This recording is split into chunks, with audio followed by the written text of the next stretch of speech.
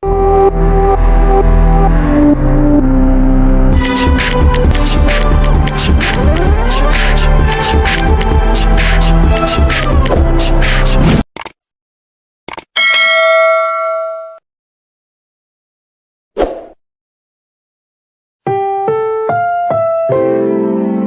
programang ito ay rated SPG, striktong patnubay at gabay ng magulang ang kailangan. Maaaring may masiselang tema, lengguwahe, karahasan, sexual, horror o droga na hindi angkop sa mga bata.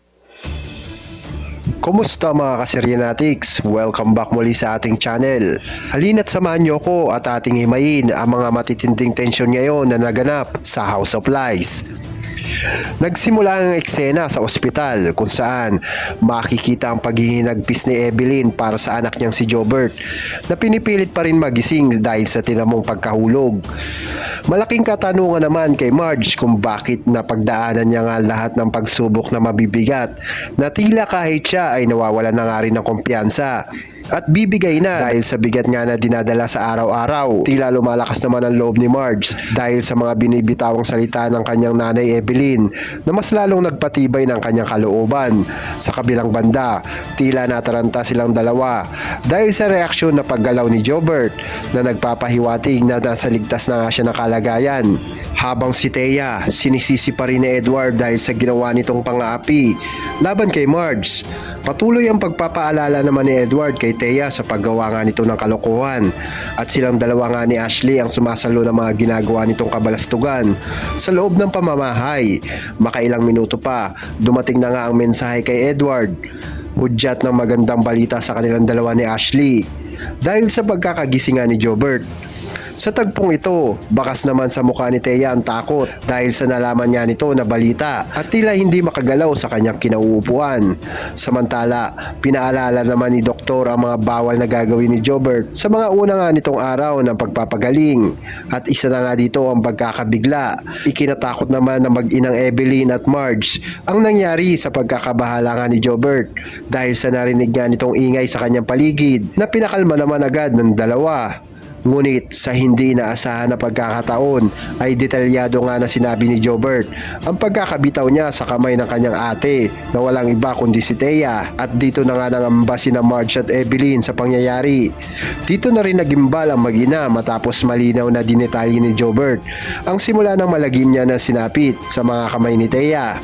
Biglang tumaas naman ang tensyon kay Marge nang marinig nga nito ang pangalan niya ng kanyang asawa na si Paulo kasama si Thea. Unti-unti na ring natutunaw ang damdamin ni Marge sa kanyang naririnig na kwento kung saan ilang ulit niya na nabanggit ni Jobert ang paraan na ginawa ni Thea na pagkakatulak nga mula kay Jobert.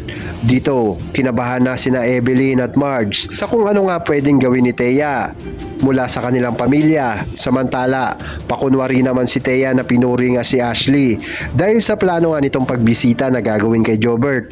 Tumaasa naman si Thea na hindi nga siya tatalikuran nila Ashley at Edward dahil nga sa bago niyang problema na dala sa kanilang pamilya. Dito, ipinagtapat na nga ni Thea kay Ashley ang paghingi niya nga ng tulong para pagtakpan niya ang kasalanan ng kanyang nanay. Tulad ng inaasahan, hindi naman mapigilan ni Evelyn si Marge na sugudin niya at kumprontahin si Thea. Kahit alam nga nila na hindi sapat ang ebidensya na mula sa mga kwento ni Jobert. Matibay naman ang paniniwala na kilala niya nga ang kanyang kapatid na hindi nagsisinungaling at alam ang baho na ugali ni Thea.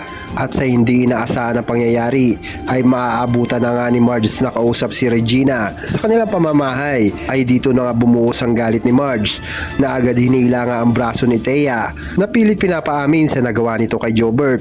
Dahil sa sobrang galit ni Marge ay wala naman magawa sa kanya si Thea habang kinakaladkad ang buhok nito sa sala.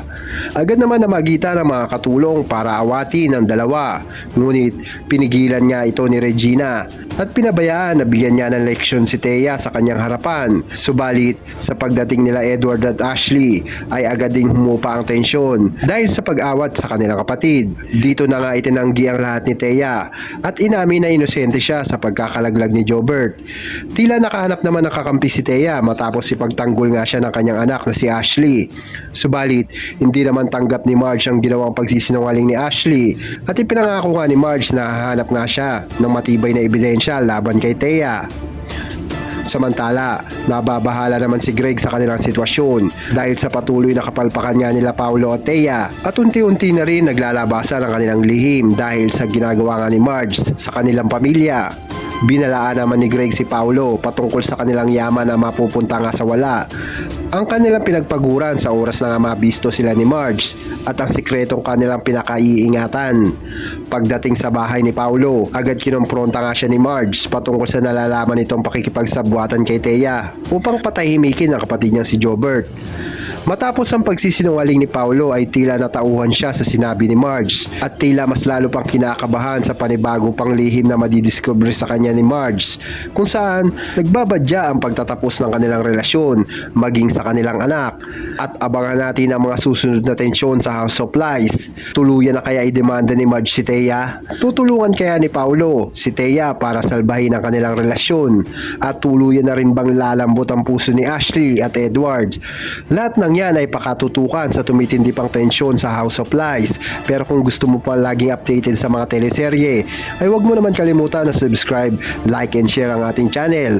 Malaking tulong na po ito para sa amin mga nagsisimulan bilang content creator. Maraming salamat po mga kaseryenatics.